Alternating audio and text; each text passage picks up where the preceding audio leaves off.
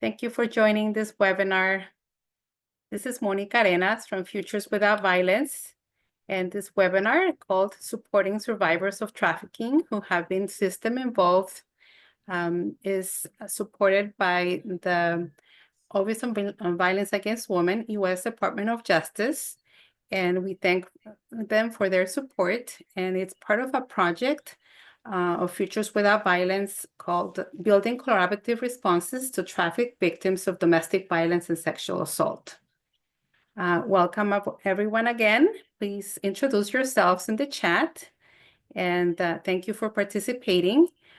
For accessibility, this webinar includes closed captioning and Spanish interpretation.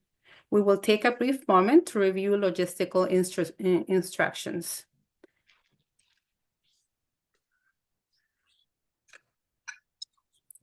Thank you, Monica. Hi, everyone. As Monica mentioned, this webinar will be interpreted into Spanish. And so I'm going to do a quick announcement on that. Buenas, y queremos darle la bienvenida. Este webinario va a ser interpretado al español. Si usted necesita interpretación al español, puede seleccionar su lenguaje ahora mismo.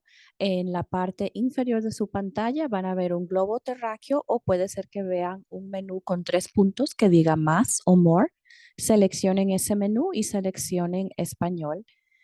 Luego tienen la opción de silenciar el audio original para solo escuchar a las intérpretes y no escuchar inglés al fondo. Luego de hacer esto, están listos para participar. Y si están participando a través de una tableta o un teléfono inteligente, pueden tocar su pantalla suavemente. Van a ver un menú de 3 puntos que diga más o more. Seleccionen este menú, los llevará a interpretación de idiomas y seleccionen español.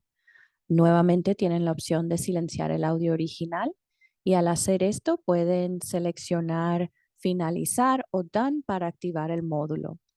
Those of you participating in English today, we ask that you also select your language since Zoom does not have an automatic default language. So if you look at the bottom right-hand side of your screen on a computer, you'll see either a globe icon or a 3-dot menu that says more. Select it and it will take you to language interpretation. Select English. And once you do that, you're ready to go. And if you're joining us on a tablet or a smartphone, you can touch your screen lightly. You'll see the 3-dot menu that says more. Select it. It will take you to language interpretation. Select English and then select done. This is so that if somebody participates in Spanish, you'll be able to hear the interpretation simultaneously in English. And if you have any questions, please use the chat to let us know. Si tienen alguna dificultad técnica, por favor, usen el chat para informarnos. Muchísimas gracias. I'm going to turn it back over to our friends at Futures Without Violence. Thank you for the clarification and logistics, and also for your interpretation service. So now we would like to welcome again for those that are just joining.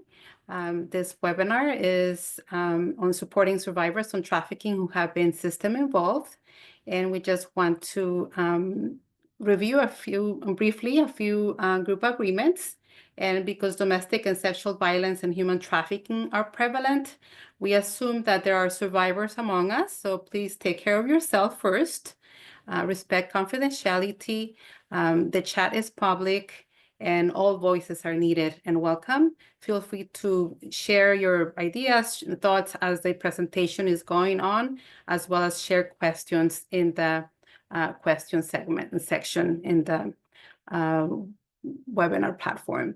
And then we will also share the PowerPoint and handout with resources. This webinar is being recorded and handouts will also be sent out after the webinar together with the recording. And so thank you again for participating. And so I would like to introduce the presenters. We have a great group of presenters. We are honored to be joined by Kirika Yarbo-Smith, Wilnisha Sutton, and Katie Newell, and they will introduce themselves briefly. We'll start with Wilnisha. Yes, greetings everyone. I am Onisha Sutton. I am a lived experience expert, also been working in the field as a service provider for over 7 years now. I'm super honored to be here and to bring a unique perspective and to grow with you all today. Anything else, Mom? No, thank you. Okay, Thank you perfect. for sharing your experience. We're honored to have you here. And Katie, please introduce yourself.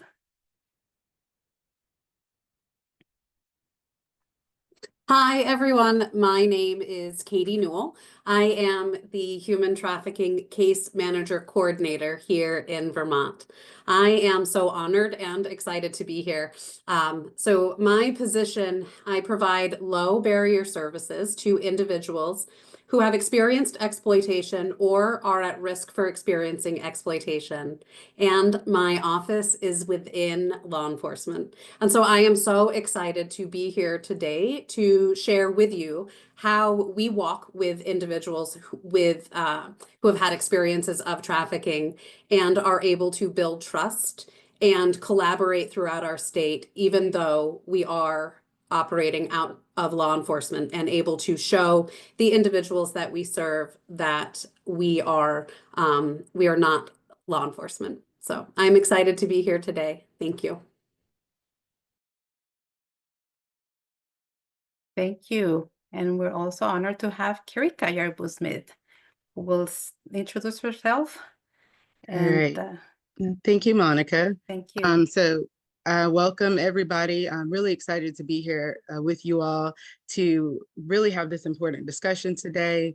I am in North Carolina. I've worked with Futures on so many projects, probably over the last 15 years, really focusing heavily on building collaboration, looking at helping organizations build capacity, especially in rural communities. I do a lot of work around not just human trafficking, but in North Carolina, I used to work for the Coalition Against Sexual Assault for many years. And then I transitioned to the Coalition Against Human Trafficking and working for our state government as the director for the Human Trafficking Program, while also chairing the North Carolina Coalition Against Human Trafficking for about 5 years. So definitely looking forward to talking to you all a lot more about, this work. And I also spend a lot of time in direct service, which I did not mention. But I'm going to kind of get us started today and just give an overview of kind of why we're here. And so as we kind of look at our learning objectives for today, the first thing that I wanted to talk about as we kind of dive into this is we are talking about system involvement. So I'm going to go over a little bit more about what that means in just a few minutes. But as we're looking at our learning objectives, we want you to be able to first define human trafficking, to really understand what it means when we're talking about system-involved survivors, and how do we make sure that we're supporting them at every level. We also want to look at recognizing intersectionality of human trafficking with things like domestic violence, sexual violence, and many other social issues, but particularly those that affect system-involved survivors. And so we also want to make sure that we're identifying risk factors and indicators of trafficking that are specific to those who are system involved. And when we're thinking about system involved survivors of human trafficking, what we mean for the purpose of this webinar are those who have experienced human trafficking, but have also had interactions with various systems. We know one of those main ones that we want to discuss today is the criminal justice system. But we also know that a large percentage of those who have experienced human trafficking have also been in the child welfare system. And another piece of it is thinking about how many survivors we know have a personal experience with healthcare and the system there as well. So we'll be talking about those systems and ways that we can support survivors throughout. But we're also going to take time to explore some collaborative strategies to really enhance protective factors, including cultural safety, also thinking about economic empowerment, and really, how do we make sure that we're providing inclusion for survivors from all different types of backgrounds as they continue to try to navigate these systems.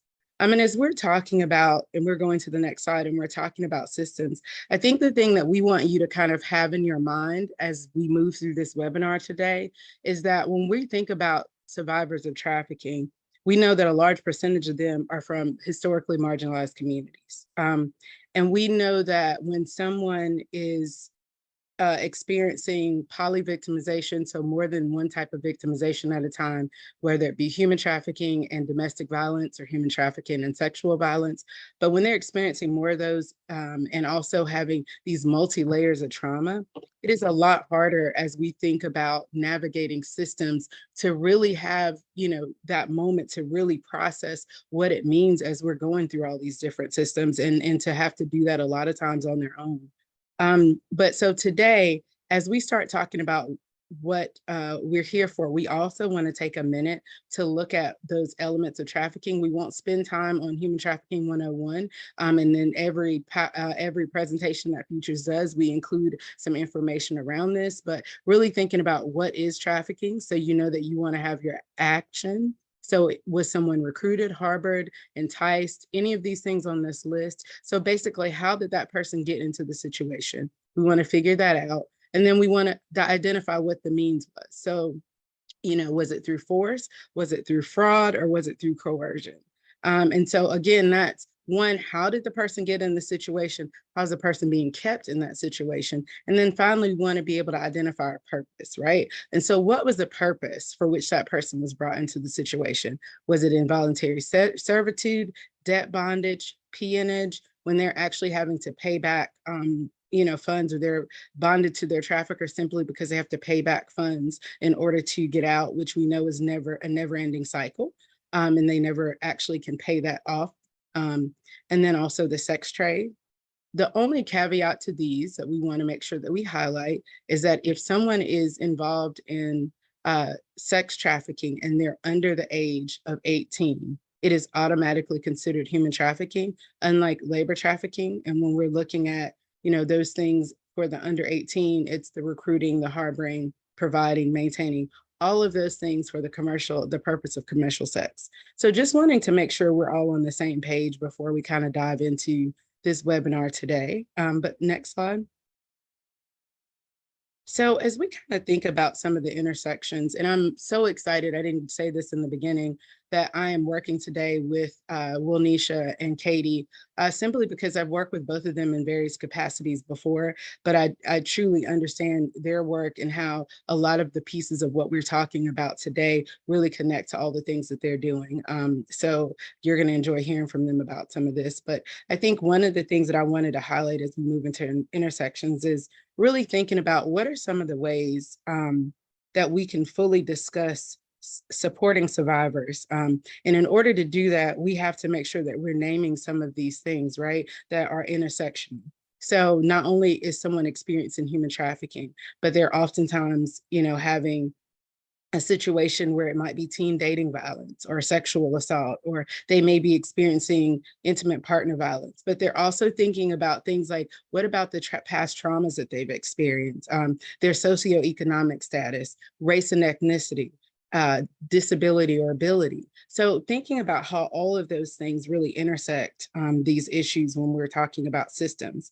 And when we think about some of these things on this list, we know that a lot of the communities who are more marginalized in a lot of these areas are those that we would say the systems aren't designed to support, right? Because systems were not designed to support marginalized communities. They were designed to support the masses. And so as we're thinking about that, one thing we're going to do today is spend time to really identify and name some of these systems, but we also are going to spend time addressing some of those systemic barriers and inequity, like oppression, racism, and just lack of access to services. Next slide. And so the way that we like to talk about human trafficking, we want to make sure that as we move into thinking about those systems, we want to make sure that we're having this discussion from a public health lens, right? Because originally when we talked about human trafficking, it was done more from a criminal justice focus. which is one of those systems that we talk about that is severely impacting survivors. But we took that sort of downstream approach where we're grabbing people out of the river, and a lot of people were getting arrested, even though they were victims of trafficking. And now, as time has progressed, we do things a little bit differently. And so the reason in which we wanted to kind of have this discussion today about making sure that if you're doing the work of trafficking in your community, that you are looking at it from a public health perspective. We know that survivors might have medical problems. You know, they may have things, other inequities that are happening long before trafficking ever even starts. And so we also know that trafficking is not an isolated incident. So we really want to focus on what are some of those upstream determinants that are causing people to end up in the downstream, right? So things like, is it domestic violence, sexual assault, or substance use? People who are experiencing poverty, having issues with their immigration status. So a lot of times individuals in the upstream that are having some of these issues are a lot more likely to be at risk for things like trafficking. And so if we want to truly prevent trafficking, we really have to look at how do we take a more upstream approach and stop rescuing people and grabbing people at the bottom of the river. One thing you'll hear a lot from us as panelists is we don't believe in the word rescue. The only person who can rescue someone is themselves. And so when we're thinking about this approach, we really want to focus on the upstream, but also thinking about that midstream, even if we can't catch them to figure out, you know, what the healthcare issue is or the family issue or whatever the issue is that's kind of starting them heading in that direction. Well, when they come to us in, you know, at the school, if it's a young person, or if they come to us to the domestic violence agency, and as we're identifying each person, you know, we want to think about what are some of those things midstream that if we would have just checked in, asked a few more questions, took time to get to know them and build a rapport, that we may have been able to identify the trafficking then and stop them from getting in that downstream. And so as we're talking about this today, just remember that is a big piece of what we want you all to think about moving forward. Next slide.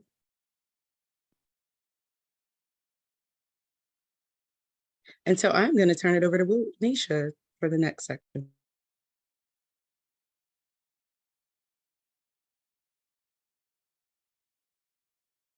Okay, perfect. So some of the intersecting social issues that, you know, play a major issue within how folks get into trafficking and into these, you know, system impacting services is child abuse for sure, right? And neglect, family and community violence, running away, bullying, lack of support network, and limited access to resources, right? These type of situations and social issues leave folks feeling alone and having a lot of trauma that they have to work through for a while.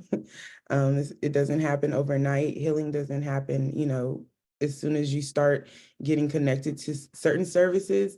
And some other vulnerabilities and barriers that affect folks are very much so system involvement, gang involvement, relationship with the trafficker, unemployment, substance abuse, mental health and trauma, you know, limited English literacy, and family and household instability, right? I always say this, and I believe this: when folks basic needs are not met and they have a lot of compact trauma, it's really hard for them to focus on, you know, getting that healing and changing their lives. These type of things affect folks for a while. We can go to the next slide. And some of the, you know, we want to break some of these things down. As far as sex trafficking goes with gangs, a lot of gangs are, you know, involved with sex trafficking, we know, because it's easier. It's easier revenue. Folks are not really paying attention. Well, now folks, I think people are doing better. We're doing better as a society to know what trafficking may look like. And a lot of folks have more training and more know how power to like maybe look at things a little differently. And also, I think it's great that we have the national trafficking line. So if folks see anything, they can always call that number.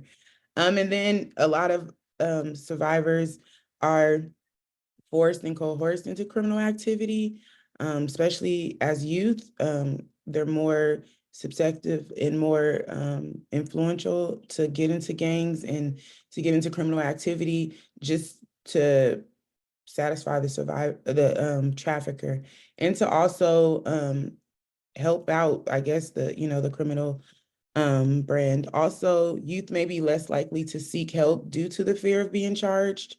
For sure. It's really scary for a lot of our youth to work within the criminal justice system because they have all this compact trauma in their previous experience with working with the justice system. And substance abuse, right? We know that's a huge issue and something that a lot of our youth deal with, and something that a lot of traffickers use to force people into the lifestyle. And it's easier to control someone when they're not coherent. And then lastly, with youth violence, is something that is horrible, and it does desensitize the youth and puts them in a space of always being in fight, flight, or freeze, or disassociating. So yeah, these are some breakdowns of the things that we deal with barriers. We can go to the next slide, please. And then also some other things that survivors may have to deal with within being in the system. Some of the systems are, criminal justice system, the social service system, healthcare system, educational system, the housing and shelter system, which we all know is an issue across our nation, and then the unemployment and workforce development. And all these systems, they're unique, but they work together. And a lot of times folks are not as educated on human trafficking, and also not knowing how to, support the survivors within these systems, and also can do more harm than help if not trained properly, and if they're not checking their own biases and stuff.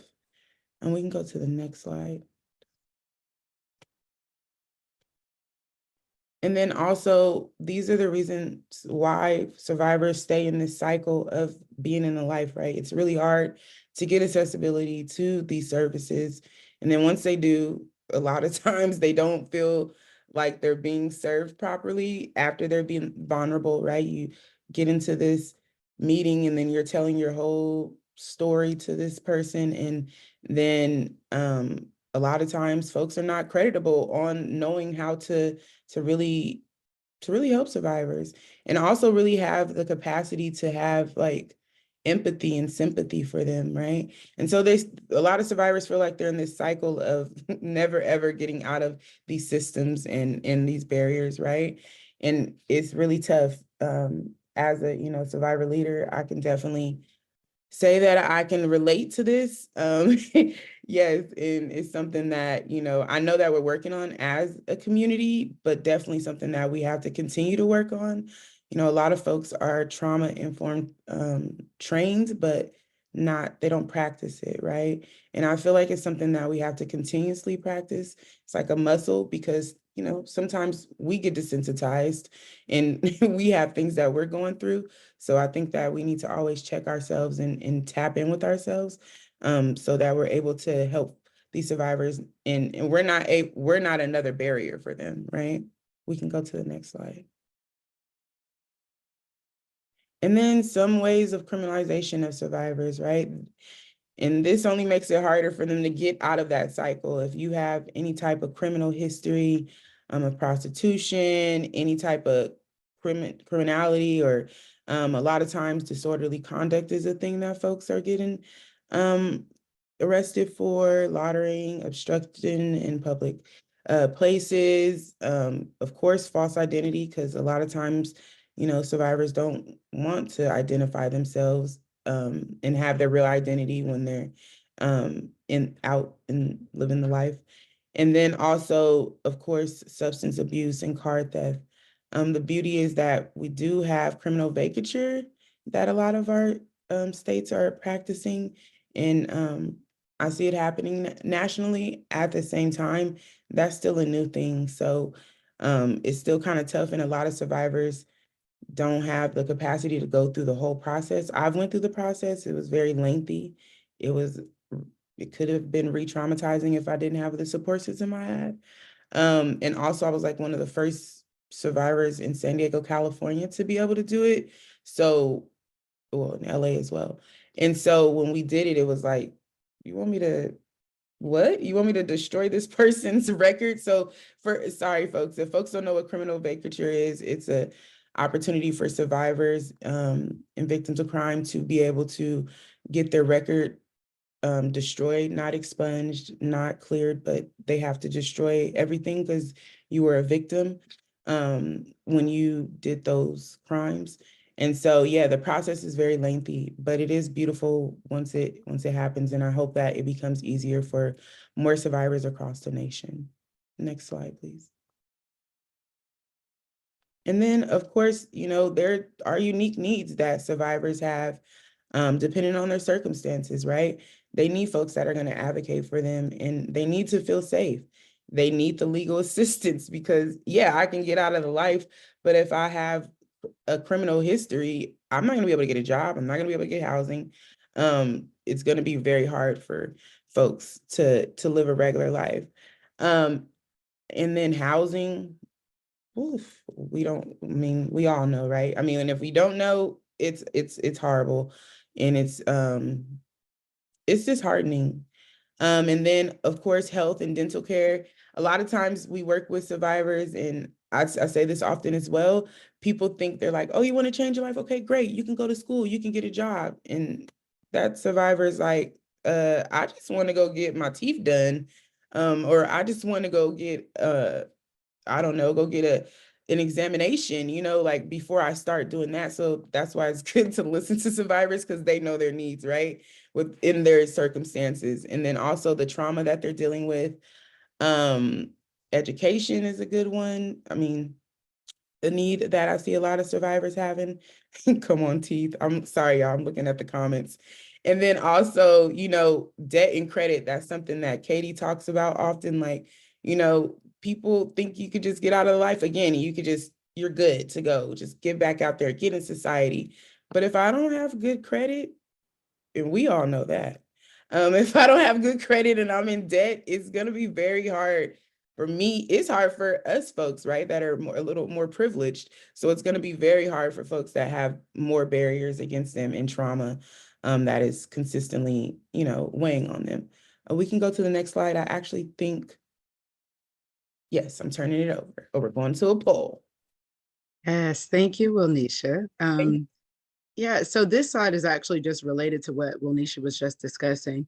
And so one of the things we wanted to do is a quick poll, just to ask you all, what are some of the needs you're identifying in your community that survivors need the most? So long-term care, legal assistance, housing, health and dental care, substance use disorder support, mental health, transportation, economic independence, debt credit, employment, education. So which ones are those? So I'm going to give you all a few minutes to take the poll. And I see that, Angel, absolutely, all of it at once, right? That is most of the people that we serve. As we were kind of trying to decide on this final list, it was hard just because there's so many things. Yes. So just give you all like just another couple seconds, because it looks like we have about 56% participating. But it looks like for the most part, we have, of course, everything is addressed, but our biggest ones are what we thought they would be, which are employment being a big one, looking at housing being the biggest one.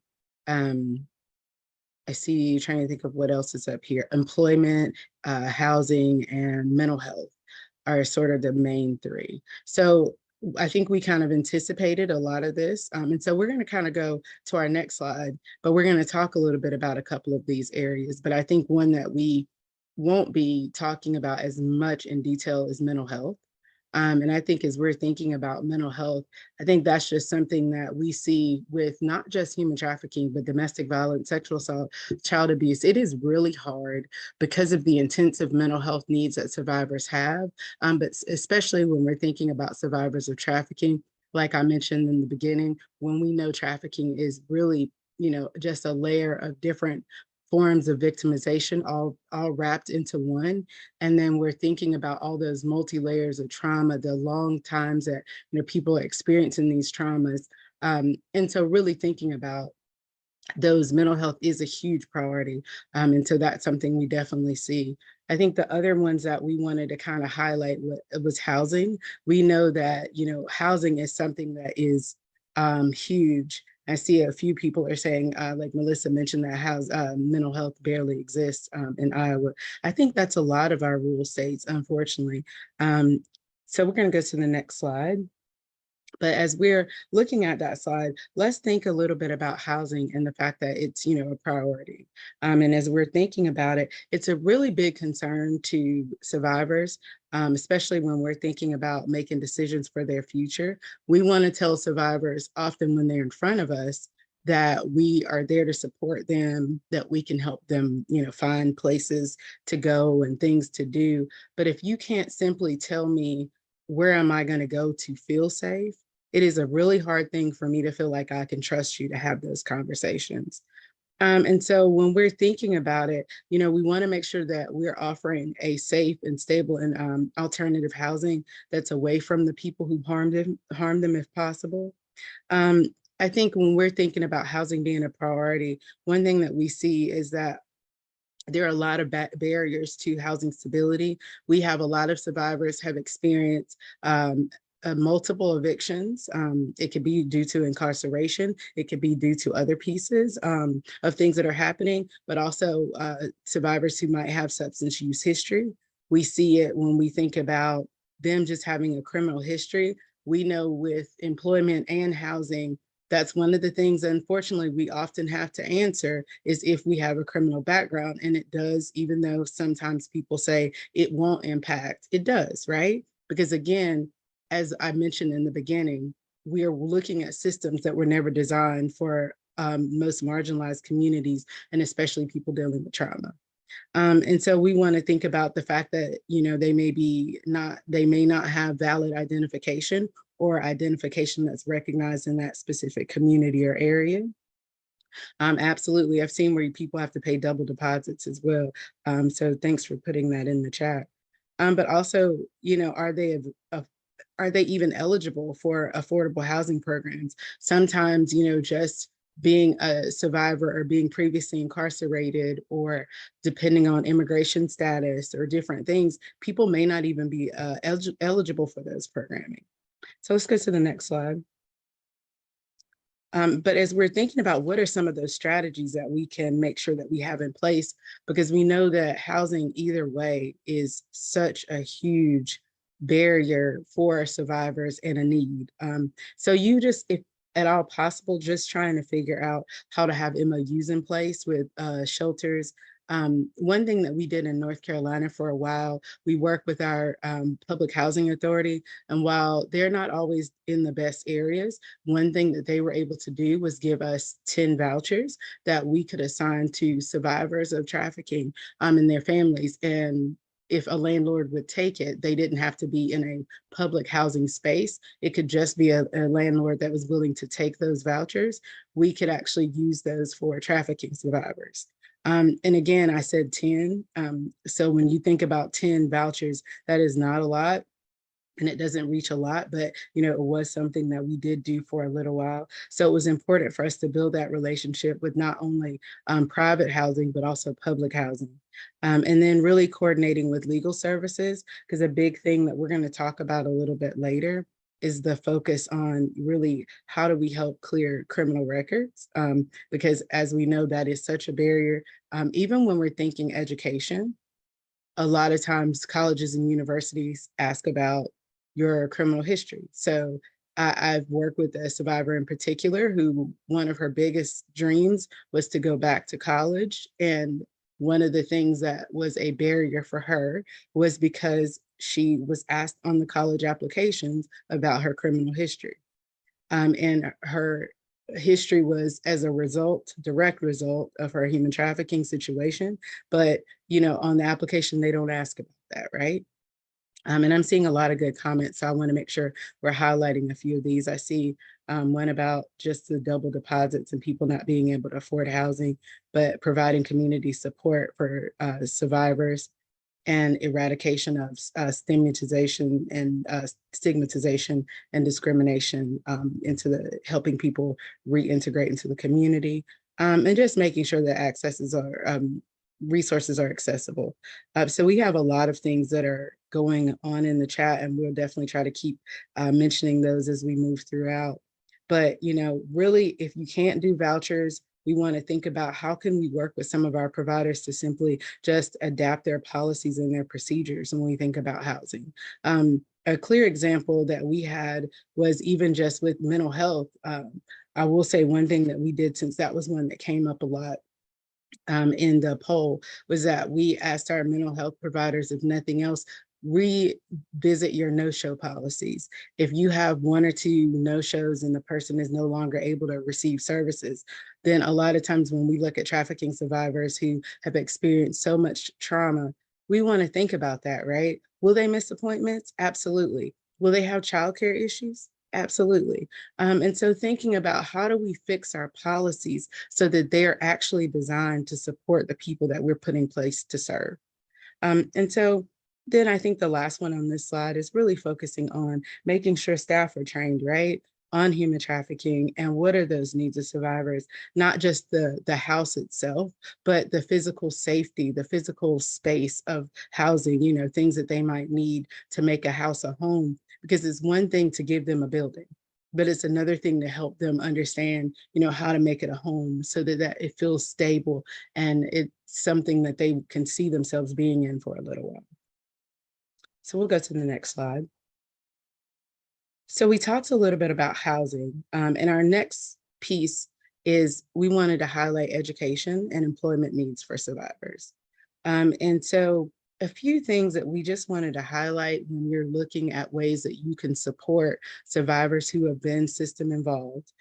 If it is appropriate, you want to get a copy of their criminal record. And we say this, sometimes this could be surprising to people, but one of the pieces that we say this because, you know, when we're thinking about survivors of human trafficking who have a criminal record, that is a direct result of their exploitation. We know that we just talked about how that criminal record is going to oftentimes stand in the way of so many of those basic needs that survivors have. So sometimes if they're okay with it, if it's something they want to share, and it's something that you can have a copy of and support them, then you can have those conversations, say, to help them really get those services that they need. And so it's something that Monica put in the chat from the Freedom Network, talking a lot about criminal records and the needs for survivors. So I won't spend a lot of time on it, but really thinking about the fact that it, you know, even just financial aid for school, right? You know, if they want to have any sort of training program or business loans, if they want to be an entrepreneur, it is going to impact those things as well. So we're going to think about those things, but also making sure that they are prepared to answer those questions that people will ask about their criminal record that will come up. So if you have that copy, then you can help them prepare. Really helps connect survivors to other legal resources too, so that you can help like with things like the expungement, you know, vacature, and Katie will talk in more detail about these things in a few, but really helping them pursue rehabilitation. And I think the other biggest thing about this is how do we help survivors build their confidence after all of these things have happened to them, right? Next slide. So the thing that we wanted to share just about education and employment are a couple of resources, and Monica's going to also put those in the chat. But we wanted to share these as 2 resources that Futures has on their website, and they also provide technical assistance, training, and some other tools as well. But really looking at promoting employment opportunities for survivors of trafficking project, PEOST. I definitely encourage you to take a look at that. And then also looking at the resources they have for collaboration to increase access to employment opportunities for survivors as well. And I just want to take a quick second to look at a couple of comments in the chat. I see Kathleen mentioned that policy should not involve no-shows. Survivors are so vulnerable, and getting to an appointment is difficult and is a barrier. Absolutely. And it's just mind-blowing to me sometimes, Kathleen, how many agencies are serving survivors, and even with case management, where they will say no show after a couple visits, then they just stop trying. And what we don't realize is we're stopping efforts with the people who need the effort the most often.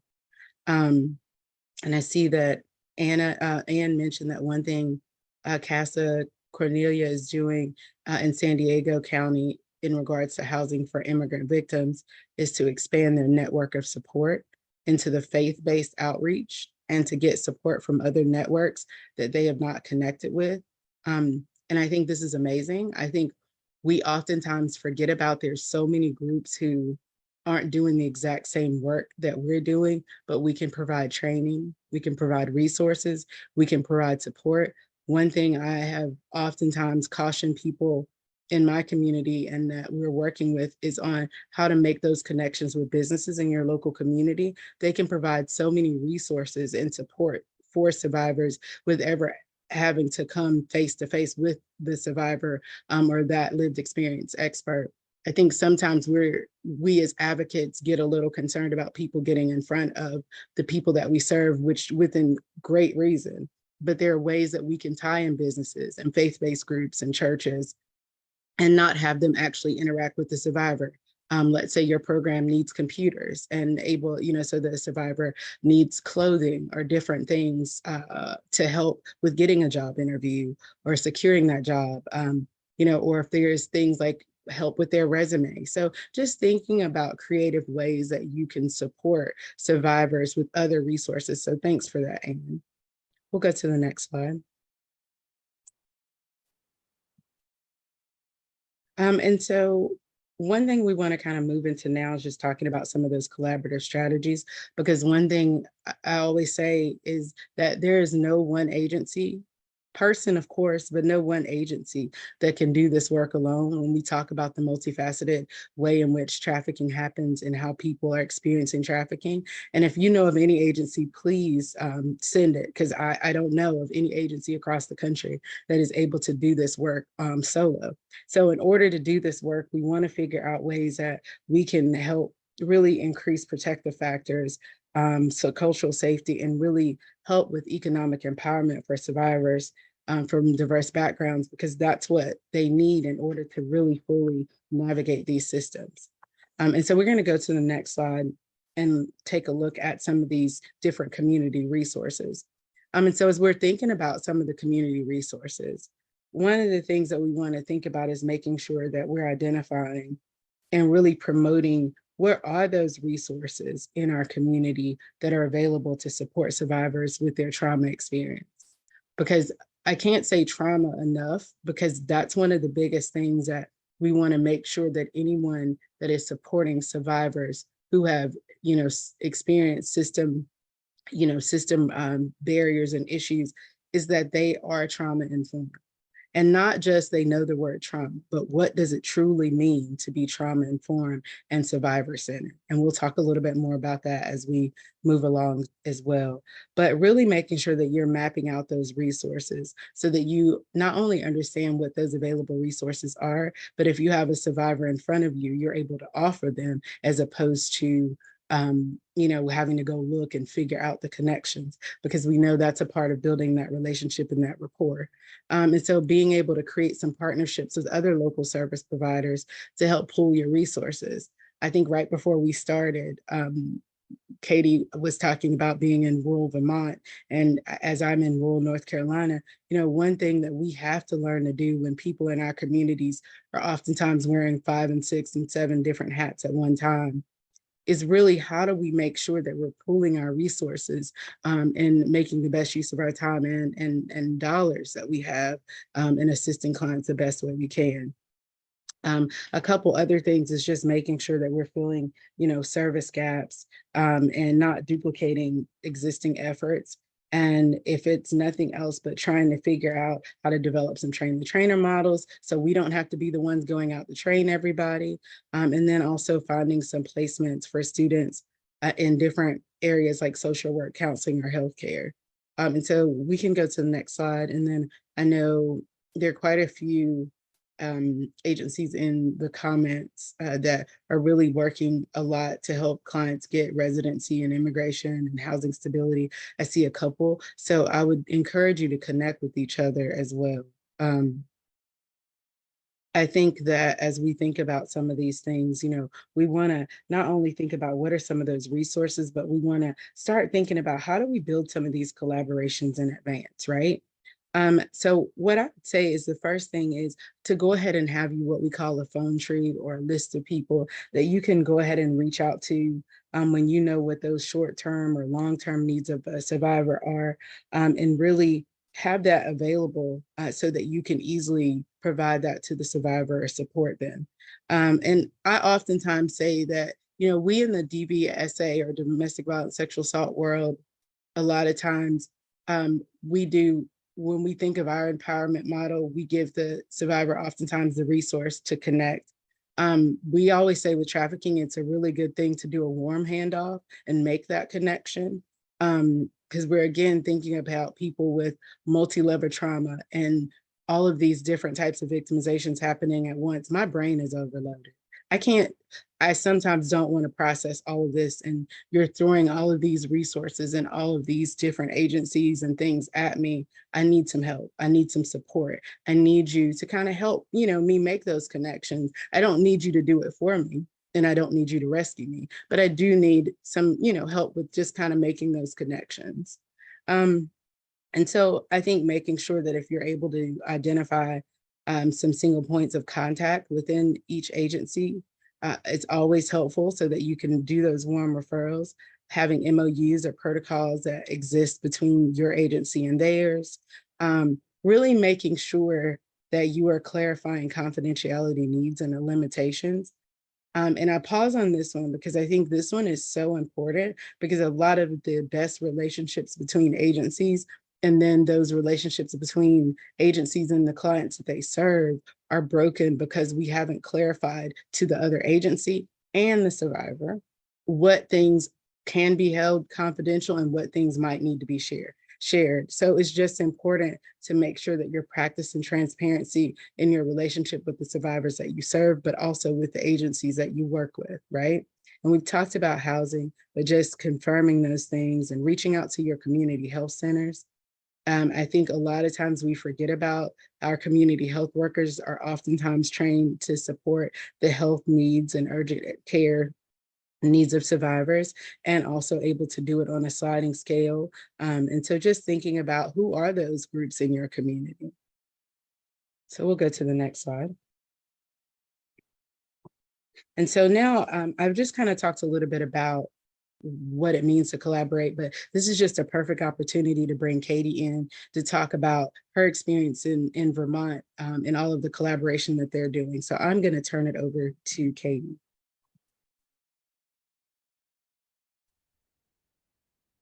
Hello, and thank you again for having me. I am so happy to be here. So in 2016 now, there was a statewide survey distributed to stakeholders throughout Vermont.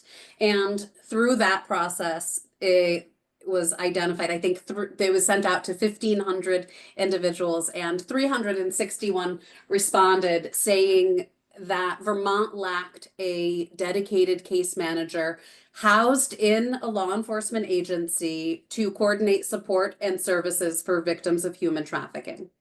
So in 2018, the Human Trafficking Case Management Program was created.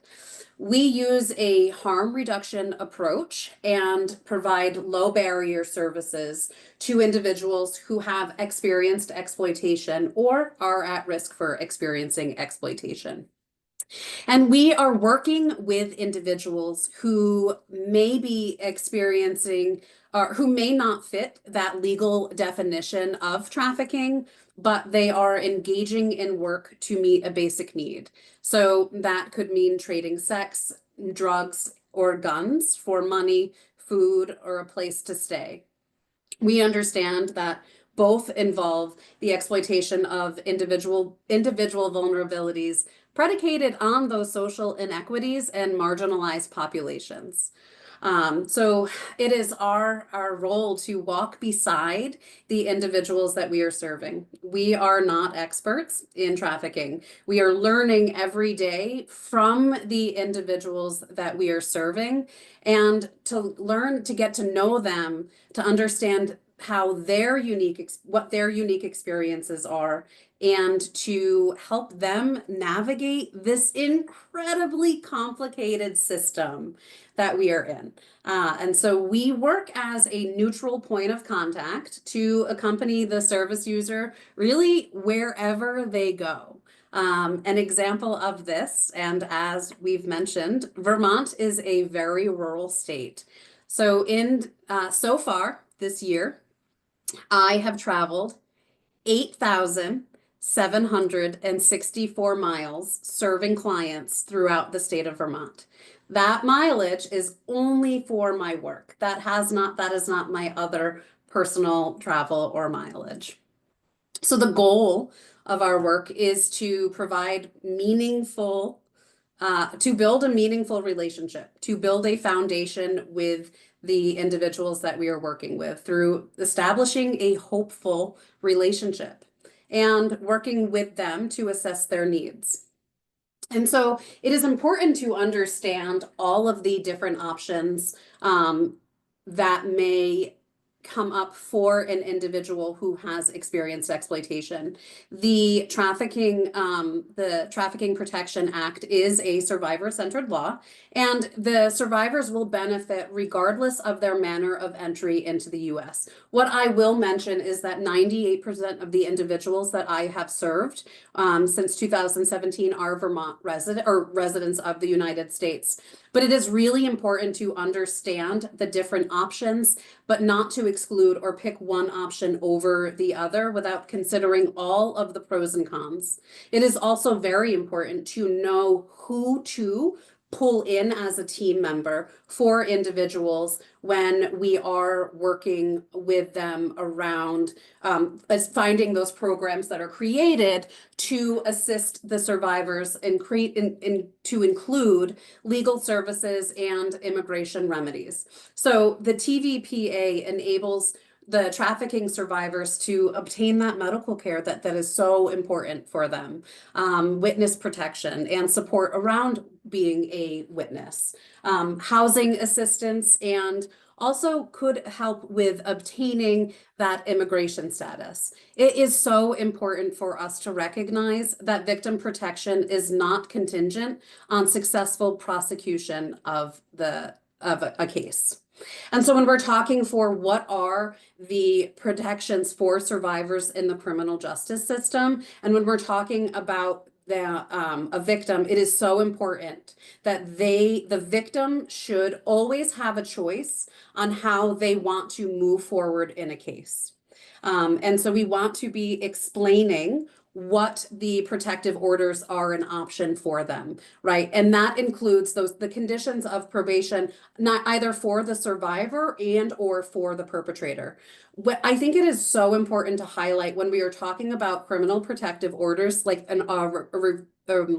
relief from abuse order, that we are explaining to the individual that is applying for that order that they will need to be sharing their story likely in front of a judge with the perpetrator there, and that perpetrator is going to hear all of what that person says for them and understanding what their victimization was, and then they're also going to be able to respond. And so sometimes I echo, like when we're working with our domestic violence partners or sexual violence partner agencies, taking the time to really explain to the victim what they're signing up for, so that they fully understand, and again, that they have the choice to do what is best for them because they are the experts in their own lives.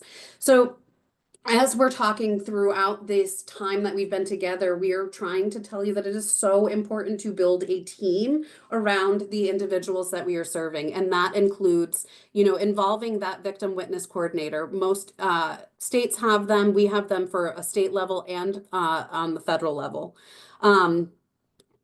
Being mindful of that restitution should be considered, especially when an individual is identified as a victim of trafficking. Understanding what their protections are and working with not only the prosecutor, but working with a defense attorney and building a team around the victim for everybody who can explain the different parts of the process to that person, to include that vacatur. And we can go to the next slide. And what is vacatur? It is really working to understand the different laws that we are offering for individuals. So the criminal justice system, we know, does not always do a great job identifying victims at the time of arrest. It is my experience that trafficking victims are routinely arrested and detained, convicted, and in some cases incarcerated or deported.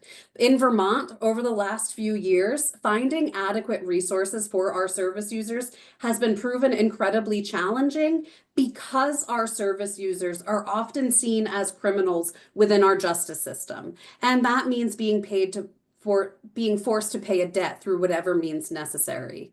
And the vacatur laws represent a significant step forward in recognizing that harmful impact of the criminalization of survivors. So I think we all know that more than half the states in the US have laws that allow victims to vacate, expunge, or seal prior convictions. And it is crucial that we all become familiar with what those laws are. So the majority of the trafficking statutes, I believe, address sex trafficking and share certain similarities, but each state imposes specific requirements that a trafficking survivor must meet. So in practice, Vermont does not charge for prostitution. So for our vacatur state language, it says a person convicted of a qualifying crime may file a motion to vacate the conviction if it was obtained as a result of the person having been a victim of human trafficking. That motion shall be in writing and describe the supporting evidence. And in order to be granted, there needs to show that there's a preponderance of the evidence that the party was convicted of a qualifying crime and that the conviction was obtained as a direct result of being trafficked. And so it has been my experience with a handful of individuals here in Vermont that what is being expunged is not crimes related to specific to prostitution or sex related. It is more so through that forced criminal activity. So I encourage you to become familiar with your statutory requirements in your jurisdiction and be comfortable with having conversations to maybe expand it so that we are broadening our lens as we should be with all of our policies to support individuals that we serve. Next slide.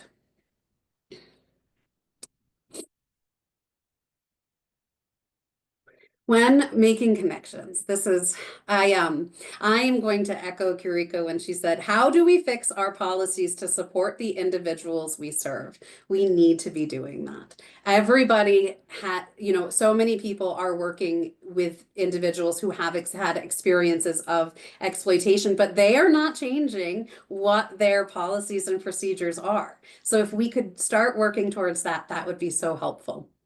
It is important that we are seeing our service users as that whole person and recognizing that their experiences might not be, their trafficking experience might not be the most traumatic event that that person has been experiencing.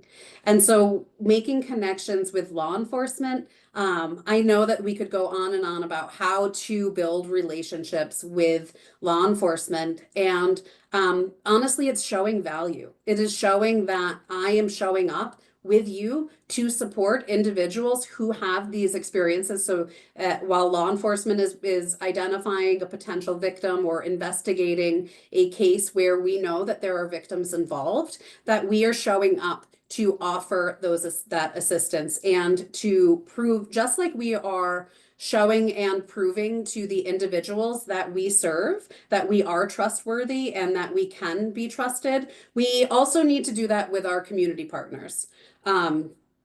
I think for me, breaking down a barrier is seeing law enforcement just as I see other stakeholders that I work with throughout the state. I feel that way about prosecutors. I feel that way about, defense attorneys. But how can we show for law enforcement and say, your job is to investigate this. Why don't you refer the victims or people that you've identified that you believe have been trafficked, and we will then work together with our team, right, to offer support. But again, it is the victim or survivor's choice to work with law enforcement, and that really, really needs to be honored. Working with individuals, we need to be taking time to understand, we need to take the time to learn the individuals that we're serving, learning their vulnerabilities and discovering that vulnerability. It takes time. It takes a lot of listening and asking the right questions. And then through that, then knowing who and when to introduce the team to, right? So always recommending, like, hey, I would love for you to meet this person, and we'd like to do that through, oftentimes doing that with like a warm handoff. Identifying risk factors for service users, allowing the individual that you are serving to share with you when and if they're comfortable to do so, what the risks are, what their safety is, and how can you safety plan with them, and how are you going to be making referrals that are going to be supportive of what that individual is wanting to learn and understand.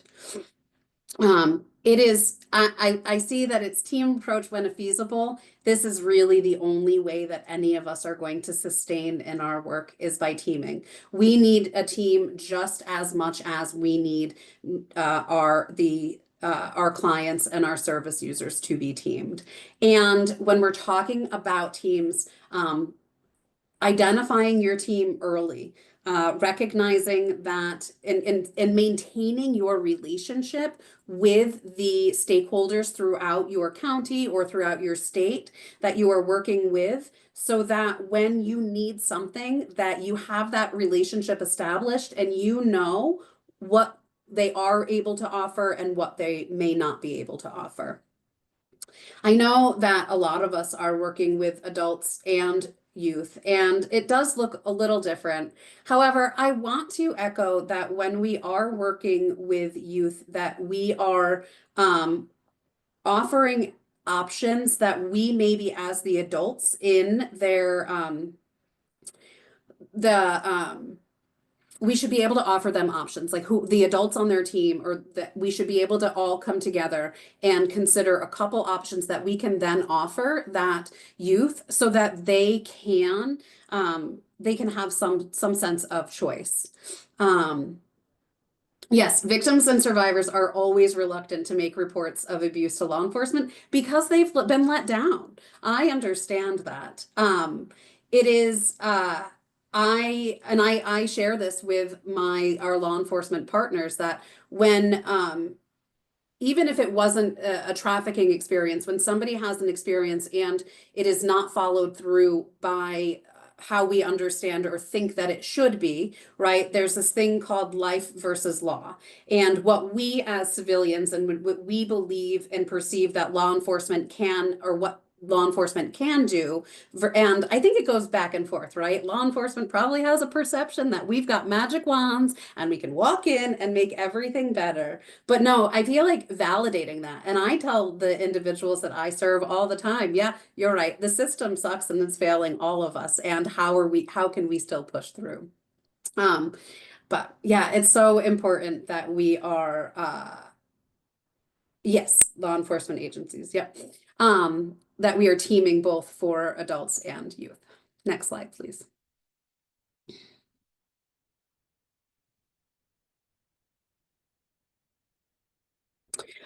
So this is just information on a unique program here in Vermont within the women's facility. There is a program specific to our women's facility called the Divas program, and their goal is to support justice-involved survivors who are currently incarcerated.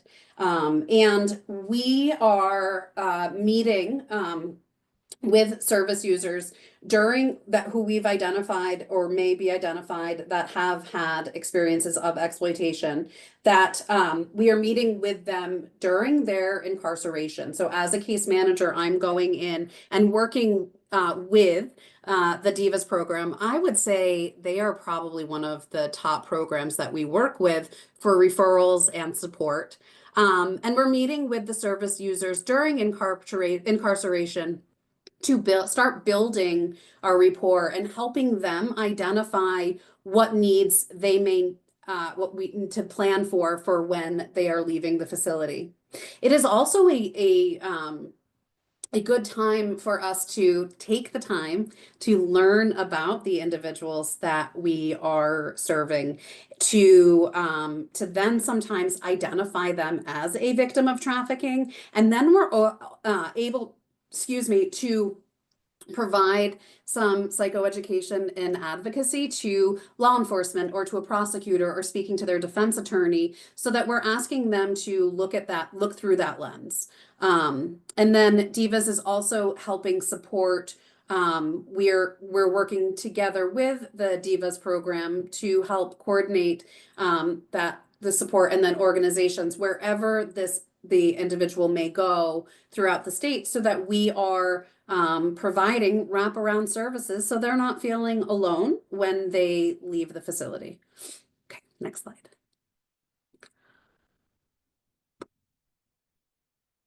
Okay. So this is, there's anybody from Maryland on here. I love this slide. I love this language. Thank you. But when we as support staff or case managers, however you are showing up for an individual in your role, we are holding so much power. We are seen as authority. And so we really need to recognize that being trafficked, there is that inherent loss of power, and through that force or fraud or coercion, right? And the loss of power, whether that be real or perceived, is or can be a trauma trigger for that person. And so recognizing how we are showing up for the individuals that we are serving, so checking ourselves, right? We hold so much power, and that can unintentionally perpetuate harm. And so I check myself. I know that I am a privileged white woman doing this work, and I also recognize that I can do my job in Vermont the way that I do it because it works here in Vermont. I may not be as successful in other parts of the country, right? I recognize my power. I recognize my privilege. And so that is why I work so hard to show up as my whole self. And I fall on my sword more times than I would like to admit, because we are not perfect. I often tell individuals we are navigating this together, right? So really really so important to say that we cannot exert power and expect to empower. So however we can show up for the individuals we are serving, recognizing our own biases, recognizing our own privilege, and recognizing that we are there to help them navigate a very, very complicated system is what I hope that we can continue to do. Okay, thank you.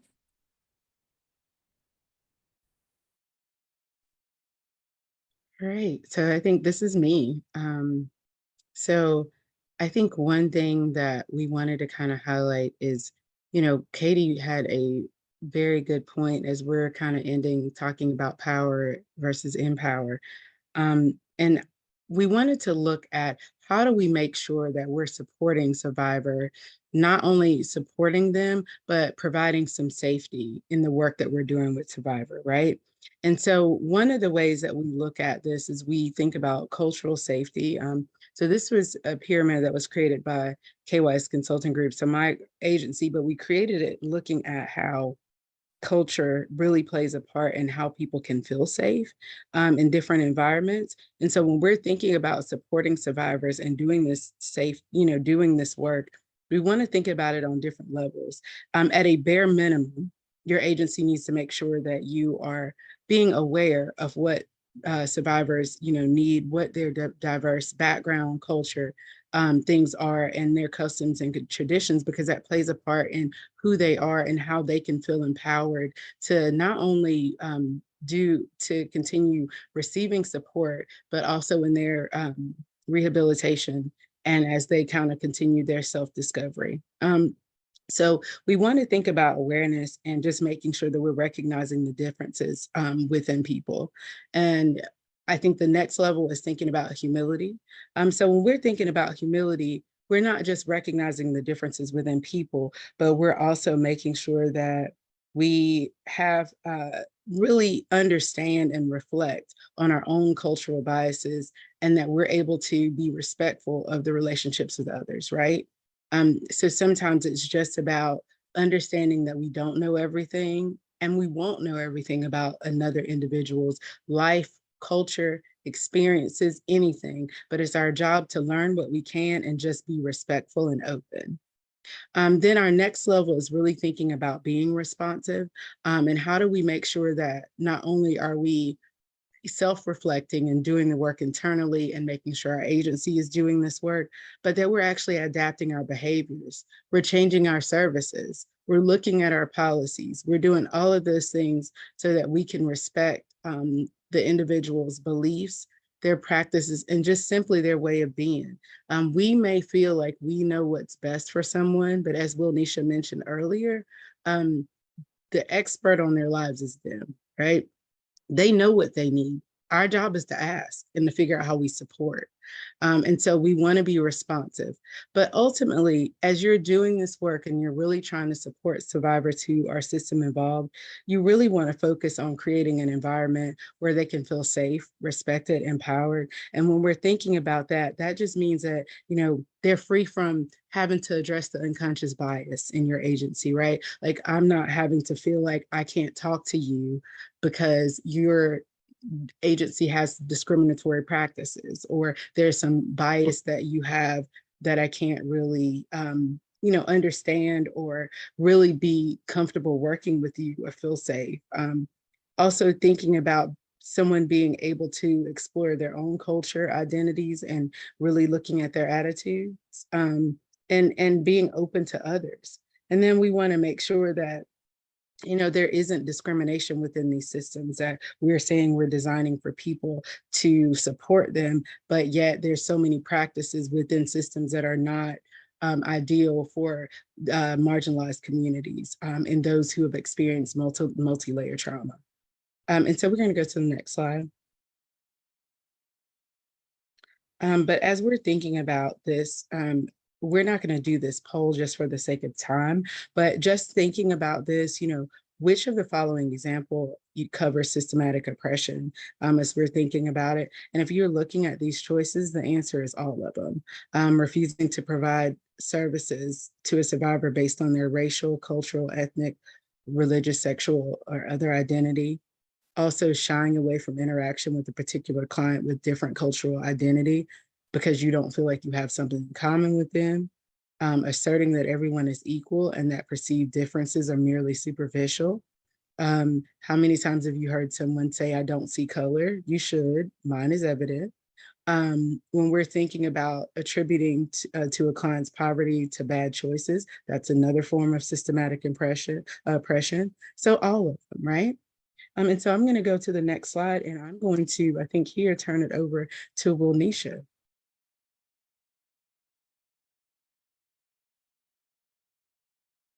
Yes, so there are many ways that, we could work with survivors. Some of the great approaches that we have come up with, and as a survivor myself, I definitely agree with these. Like, affirm that, the survivor has autonomy over themselves and what they desire for their journey, their healing journey, right?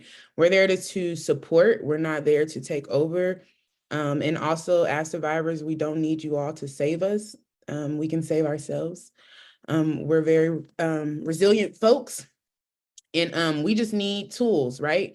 We just need tools to help us build, and that's what folks should be, focused on. Don't focus on saving us. We don't need your savior mentality. If you have that, you really should to address that ASAP.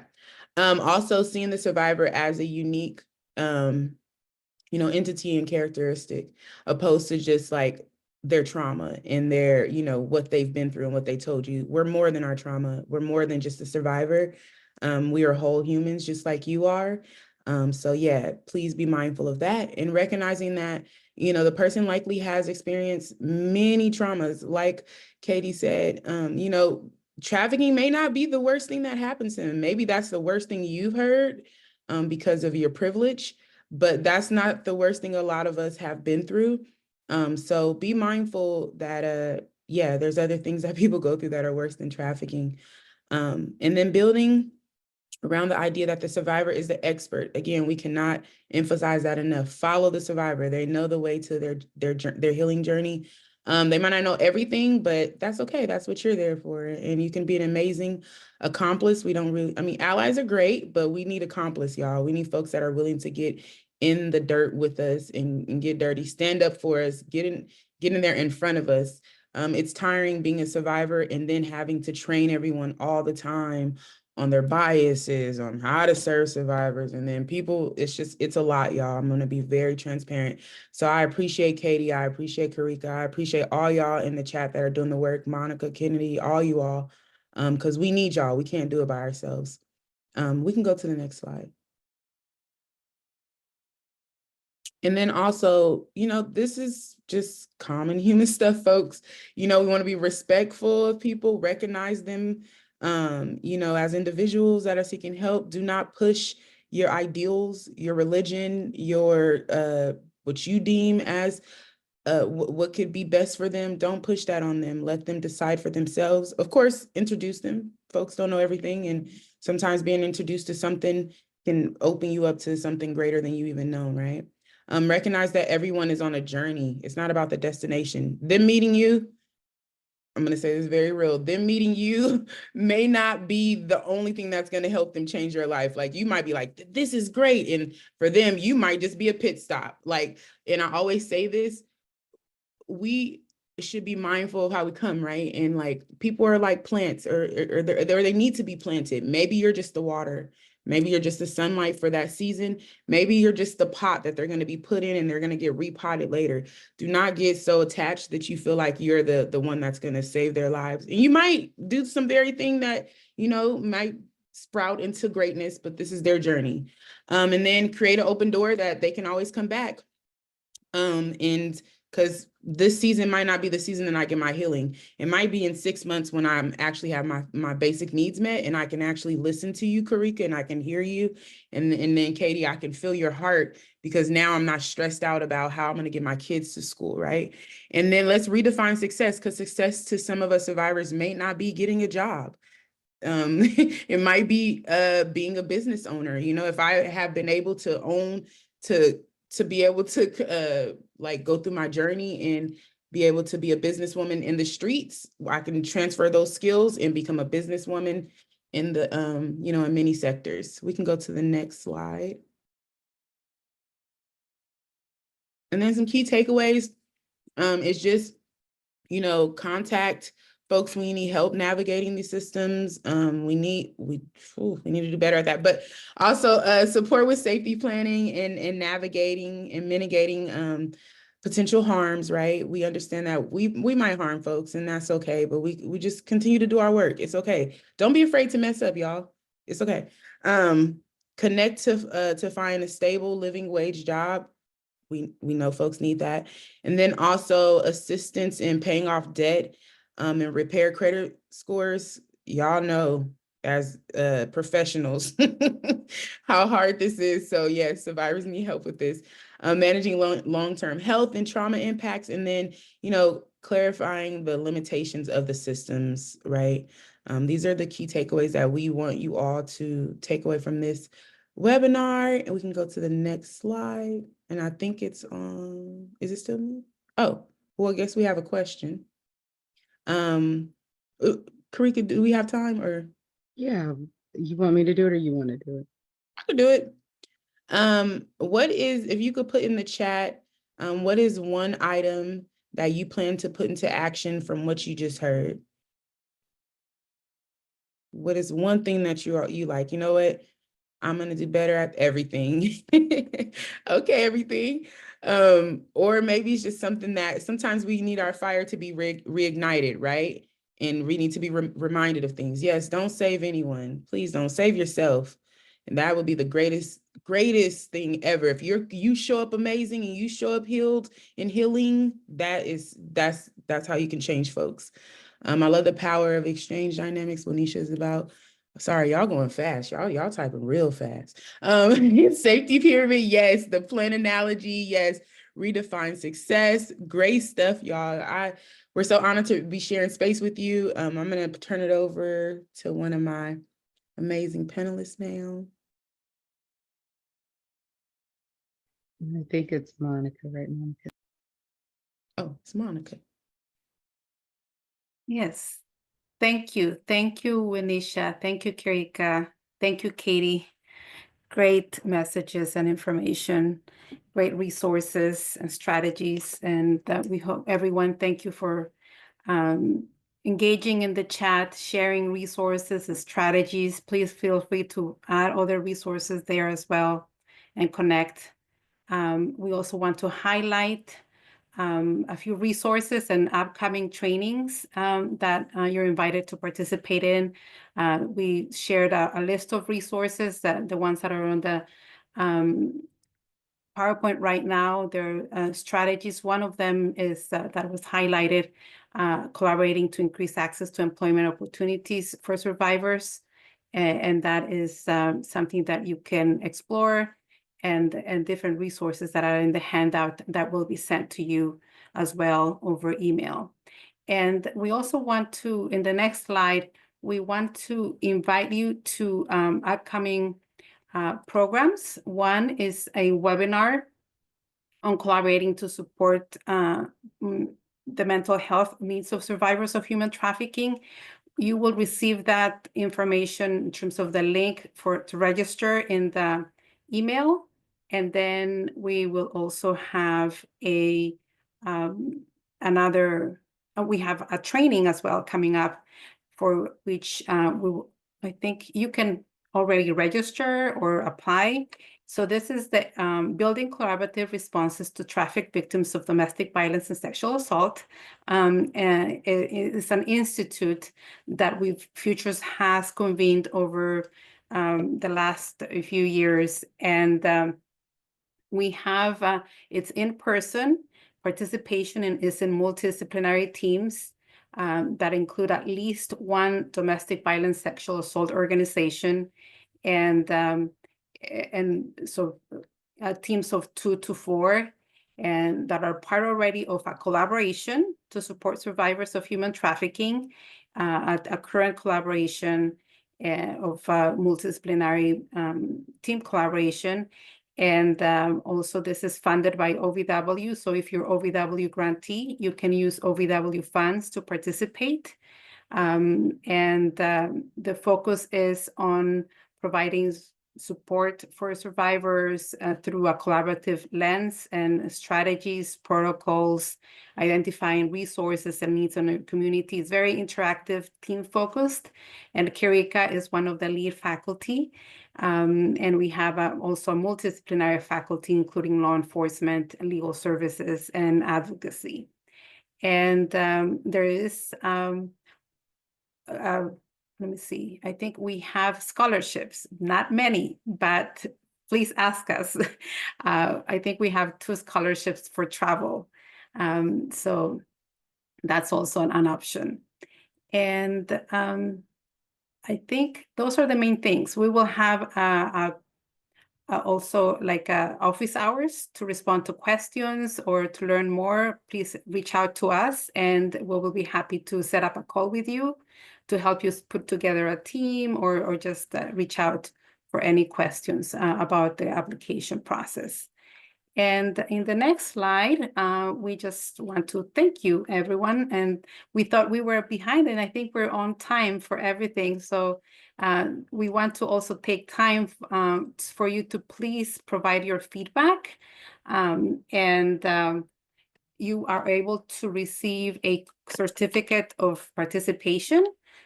Please fill out the evaluation form and include your name, and you will receive a certificate of participation.